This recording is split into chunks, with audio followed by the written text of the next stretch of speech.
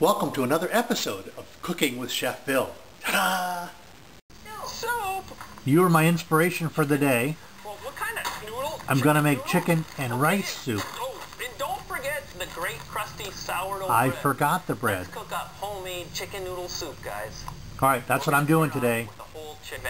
You say it's simple. We're going to go ahead and first we're going to boil this off in water. But if I screw it up, we're then going to clean that'll make me look like a dolt. I'll do my best.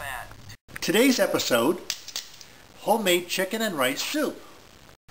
Okay, I've assembled my spices, and I think what I'll do is I'll put the spices in a spice bowl and have them ready to go, all measured out in advance. I like to include little chef tips just to prove that I really am a chef. Like, for example, this is the coarse ground black pepper. I like to take the top off when measuring it out. It's so much easier. I did that the second time I tried. So, basil leaves. I need a half teaspoon of basil leaves. Again, removing the shaker top, and that's kind of about right. These things are not that important to get exactly right. And this is thyme, a half teaspoon of thyme. These are classic French seasonings. I have no idea if that's true or not. I just said that. This is a Perdue chicken. It's $1.69 a pound. I have a 4.5 pound chicken for a total of $7.67. This chicken will make soup that will last for 2 or 3 meals, I'm pretty sure. So the next step is to take the chicken and put it in the pot. You'll need to put in some cold water and then the spices. Then cook it for 35 to 45 minutes.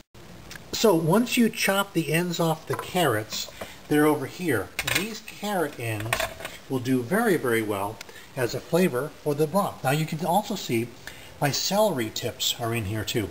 I like the flavor of celery in the soup. So celery and carrots make an excellent addition to the broth. Is it ever really a good idea for a man to admit he has small onions? Well, Chef Brian, I am not going to talk about that, but I will say I'm going to use half a dozen or more onions in my soup. I like to chop the ends off, split the onion in half, and peel the rough sides. That leaves me with for each onion, two peeled halves. And in the great tradition of French cooking, nothing goes to waste. The onion peels go into the stock. And as you can see, I'm using both yellow onions and white onions because that's what I happen to have in my pantry. There we have it. Onion pieces, celery pieces, carrot pieces, water to cover the chicken, and the spices previously listed. I'm going to let this cook for something like 40 minutes. All right, the chicken is out of the stock pot, and the chicken itself is over here, cooling. I'll let it cool for 15 or 20 minutes, then clean the chicken.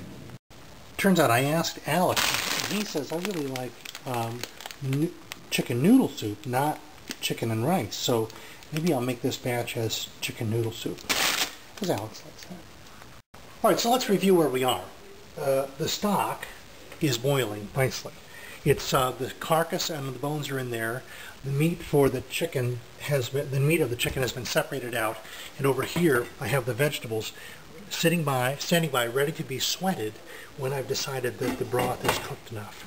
So, and the rice for the chicken and rice soup is back here. So all of that should be done in a half an hour or so. That's what I'm thinking. All right, I put the broth from the stock pot into the soup pot, and I'm cooking the vegetables there. Shortly I'll add the chicken and the noodles. I don't think though that I have enough broth, so what I've done is to put 4 more quarts of water into the stock pot with the stock pieces, and I'll bring that to a boil and make some more stock. Noodles are in there and they're cooking away. What are you going to do? How's the soup? Call him on the phone. Magnificent. Excellent. Thanks. Welcome to Cooking with Chef Bill. Welcome to another adventure of Cooking with Chef Bill. Today's episode, homemade chicken soup. Today's episode, homemade chicken and rice soup. Today's episode, homemade chicken soup. It turns out it's easier to measure out the pepper if you take the shaker top off. Not required, but it's easier. I am a detriment when I come home.